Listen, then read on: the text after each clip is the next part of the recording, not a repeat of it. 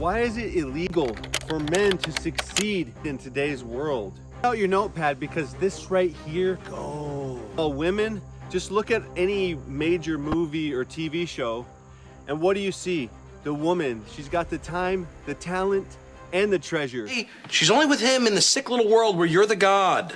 Okay, Well, the men, what are they portrayed as?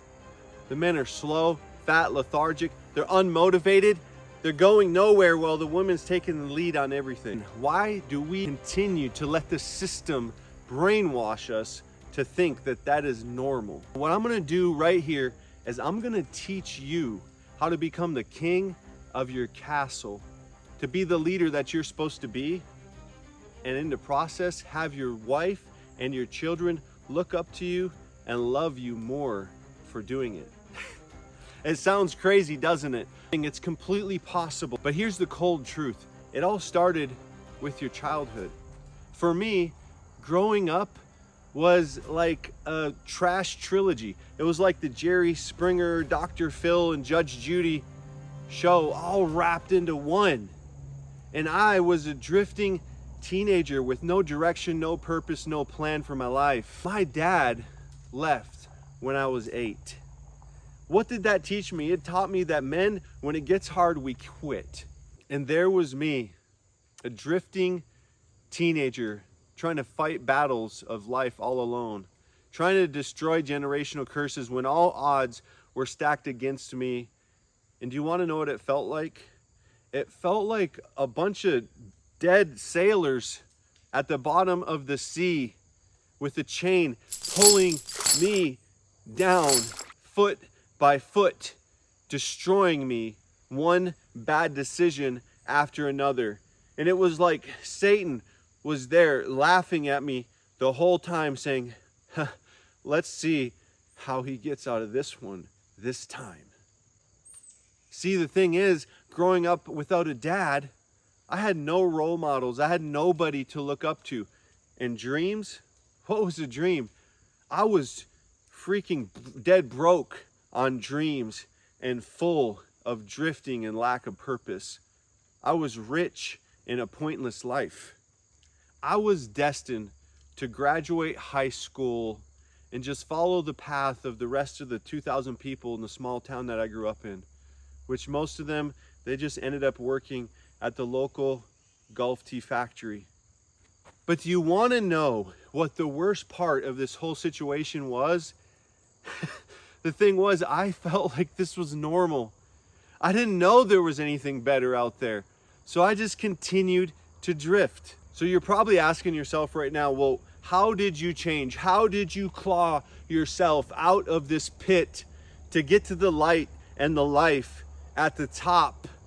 How did I ever find God? How did he find me? At age 39, something snapped inside of me and I broke normal. I stopped the drift and started to transform and to become the man that I could finally look up to. The generational curses that once held me down, I broke them. And I started to love my wife and my children like never before. I showed up for them and I started to become present in their lives and raise up as the leader that they were dying for me to become. I believe in the traditional American family way of life. It's founded in the Bible and in God's word. And Dad, you are the king of your castle. Now is the time for you to own your role and take back that which is rightfully yours, that which the enemy has stolen, not just from you, but from your family. So get out your notepad because this right here is gold. Whatever you want to get from your family, that's what you need to be willing to give in return. But you don't just give it in proportion, you give a lot more of what you expect from them. You give a lot more from yourself. Whatever you would expect from them, you give a lot more. So it works like this. If you want to see your family give you more respect, you want your wife and your children to respect you more, then you've got to give them more respect. If you want them to have more patience with you, then you need to have more patience with them. Give them twice as much of what you want to receive back to them. I want you to decide right now that you're going to get intentional and pour into your family in this exact way, using this exact system that I just explained to you. There is one word of caution, one warning that I will give you right now. If you do this, your wife and your children, they're probably going to get addicted to this new version of you and how you have changed for the better.